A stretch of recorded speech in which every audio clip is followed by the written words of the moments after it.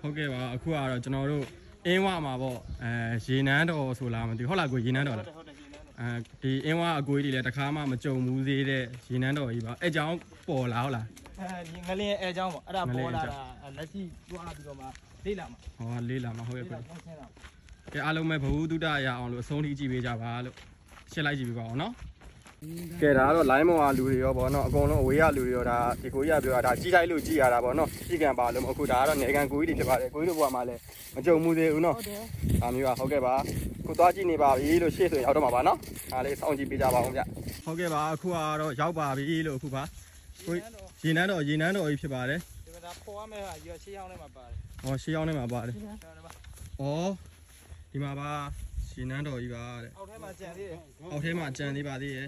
ဒီဘက်ထိပဲဒီမှာဒီကြားလေးတော့ဒီကတော့တော့ဒီပါဒီထိပဲဟိုဒီဟုတ်ကဲ့ဒါပေါက်လေးဒီဘက်မှာဟုတ်ဒီကြီးထဲမှာမြုပ်နေတာဒီမှာဟုတ်ပေါ့ဒီမှာအဲ့ဖော်မှာပေါ့အဲ့ဖော်မယ်လို့ပြောတာပဲဒါကြီးဖော်မှာတယ်အဲ့ဒါနန်းတောင်လိုမယ်နုလိုဟာမျိုးကြီးဖြစ်သွားမှာဟောဖော်မယ်ဆိုရင်ဒီမှာကြည့်ကြပါဗျာရေနန်းတော်အဆောင်ကြီးပေါ့ဒီမှာဒီဥစ္စာဒါရေနန်းတော်ဒါကြီးလေးအဲ့ဒါတော်ဖော်မှာနော်ဖော်မှာပါဒါကျွန်တော်ဒီသက်ခုမှမြင်ဘူးလေရေနန်းတော်အဲ့ကြားတာကြားဘူးတခါမှမြင်ဘူးဘယ်နားမှမြင်မသိဒါခုပေါ်လာတာပဲအောက်ထဲမှာကြံသေးတယ်ဒီမှာဒါဟွာတွေတိုင်နေမထားတိုင်နေဟုတ်တယ်တိုင်